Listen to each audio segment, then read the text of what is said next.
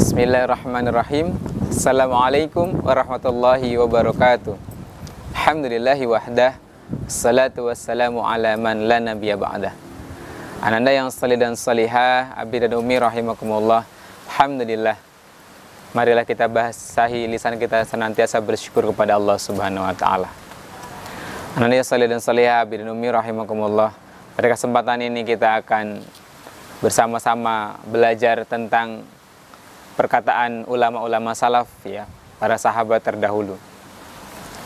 Mereka menjelaskan tentang Al-Quran, ya. Yang pertama, perkataan yang luar biasa dari sahabat Utsman radhiyallahu an.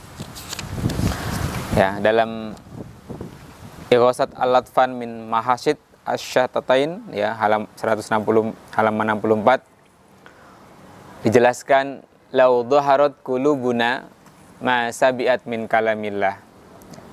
Sekiranya hati kita ini bersih, maka ia tidak akan pernah jemu, tidak pernah bosan dari kalam Allah, yakni Al-Quran.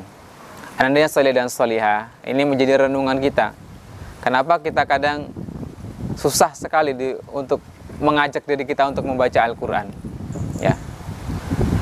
Ternyata di hati kita ini banyak noktah, ya, banyak noda-noda, ya, dari dosa-dosa kita yang membuat kita ini jadi malas untuk berinteraksi dengan Al-Quran, membaca Al-Quran, menghafalnya, ya.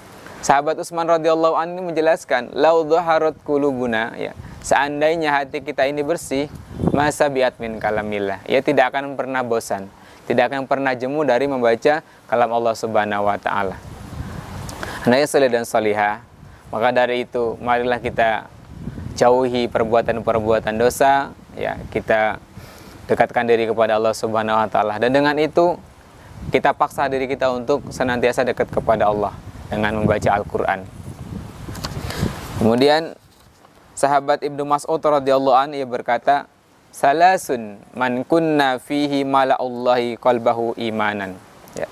3 orang, ya, 3 hal yang barang siapa ada pada dirinya 3 hal tersebut, maka Allah memenuhi hatinya dengan iman. Apa itu? Mahabbatul faqihi, ya, yang pertama mencintai orang-orang yang faqih.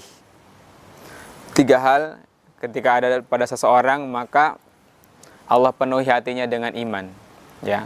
Yang pertama adalah mencintai orang-orang faqih, mencintai para ulama, mencintai orang-orang yang ahli ilmu.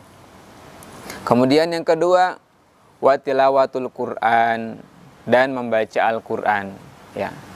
Mencintai orang-orang yang berilmu, orang ahli fikih, ya, para ulama. Kemudian yang kedua, membaca Al-Quran, ya. Dengan membaca Al-Quran, Allah penuhi hati kita dengan keimanan. Kemudian yang ketiga, wasyam, dan puasa, ya, dalam adab asy-syar'iyyah halaman 544. Anda yang salih dan salihah, sekali lagi Pak Hari ingatkan, marilah kita paksa diri kita.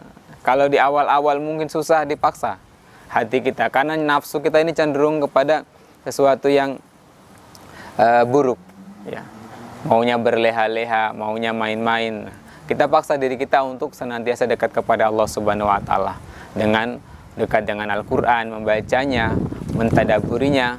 Semoga Allah Subhanahu wa taala memberikan hidayah kepada kita semua sehingga istiqomah dalam kebaikan.